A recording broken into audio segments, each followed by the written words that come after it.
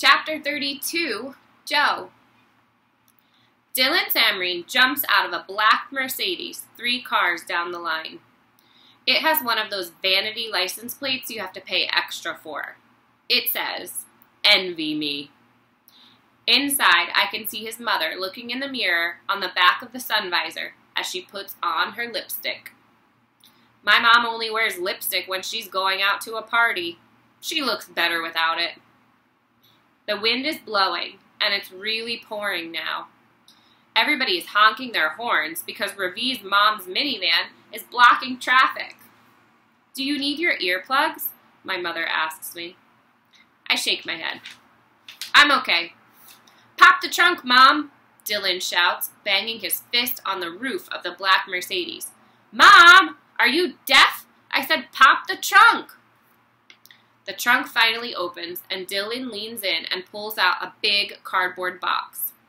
He wraps his arms around it and walks away without bothering to close the trunk.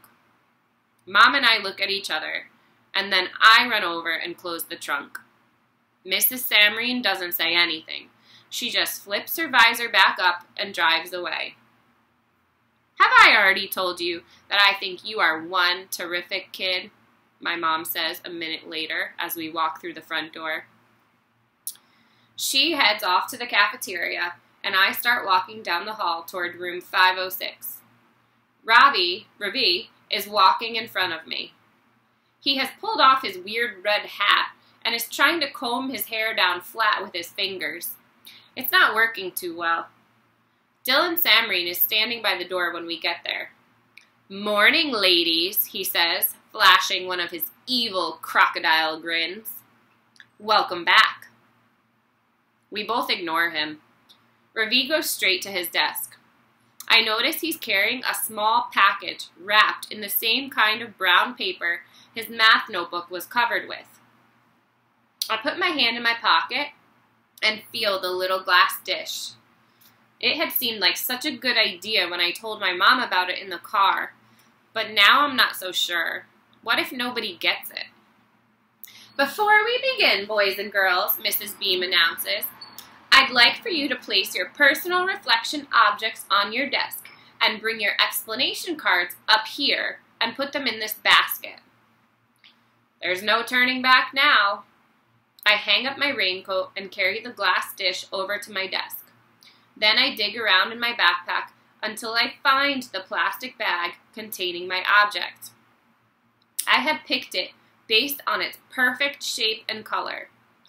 After examining it carefully to make sure it hadn't cracked or chipped on the way to school, I put it in the dish and take the index card with my sentence written on it up to Miss Beam.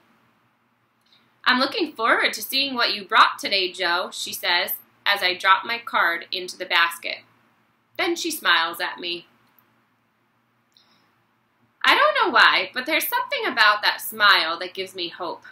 Maybe Mrs. Beam will like the idea I came up with for my object. Maybe she'll realize that I'm not really a pain in the neck who doesn't pay attention. Maybe she'll even write something nice about me on my report card at the end of the year, the way Mr. Barnes did. But apparently, none of those maybes are supposed to happen. At least not to me. Because when I get back to my seat, the little glass dish is empty. Chapter 33, Ravi. Dylan Samreen is standing near the door when I arrive at room 506. I ignore him and his crooked Shakti Kapoor teeth and take my seat. "Place your personal reflection object on your desk and bring your explanation cards up here and put them in this basket," Mrs. Beam tells us. Before I can unwrap my packet, I first need to wipe off my glasses, which have become clouded up from the weather. Alma gets upset with me if I use anything other than the special wiping cloth Dr. Batra gave me to clean my glasses. So I open my backpack and pull out the cloth. Just as I am about to remove my glasses, Dylan Samreen reaches around me and snatches something off Bigfoot's desk. He pops it into his mouth and quickly sits back down, but not before I have seen what it is he's taken.